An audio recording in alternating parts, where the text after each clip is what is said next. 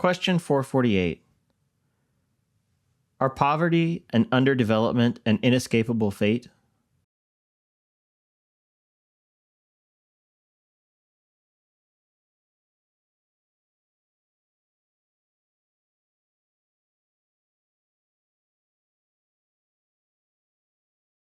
God has entrusted to us a rich earth that could offer all men sufficient food and living space. Yet there are whole regions, countries, and continents in which many people have scarcely the bare necessities for living. There are complex historical causes for this division in the world, but it is not irreformable. The rich countries have the moral obligation to help the underdeveloped countries out of poverty through developmental aid and the establishment of just economic and commercial conditions. There are more than 1 billion people living on this earth who must make do with less than $1 per day. They suffer from a lack of food and clean drinking water. Most of them have no access to education or medical care. It is estimated that more than 25,000 people die every day from malnutrition. Many of them are children. Question 449. What significance do the poor have for Christians?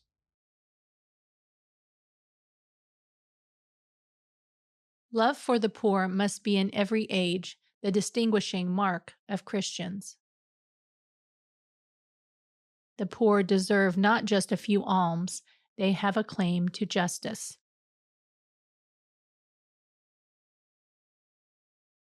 For Christians, there is a special obligation to share their goods. Our example in love for the poor is Christ. Blessed are the poor in spirit, for theirs is the kingdom of heaven. Matthew chapter 5, verse 3. That is the first sentence in Jesus' Sermon on the Mount.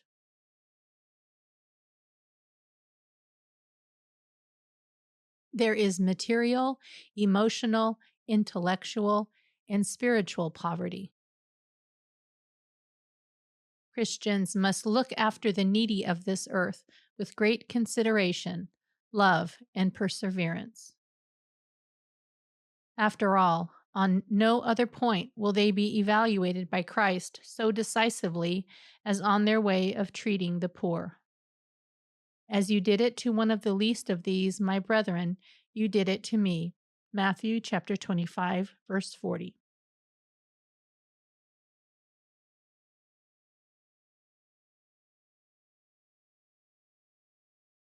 Question 450.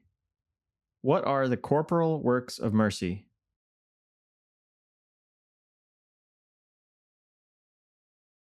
To feed the hungry, give drink to the thirsty, clothe the naked, shelter the homeless, visit the sick and the imprisoned, and bury the dead.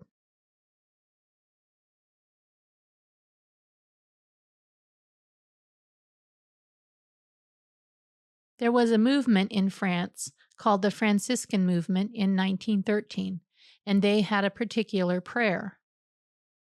For it is in giving that we receive, and in dying that we are born to eternal life. Question 451. What are the spiritual works of mercy?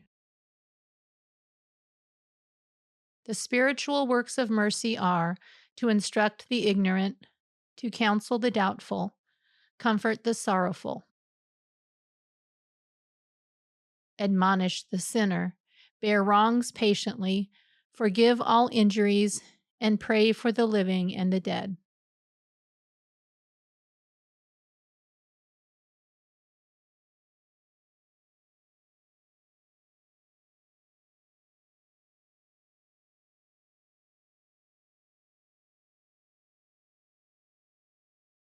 Hello, my name is Hannah Goldblate, and this is my name sign. I'm from the state of New Mexico. I want to thank you for watching this video. Hope to see you again next week.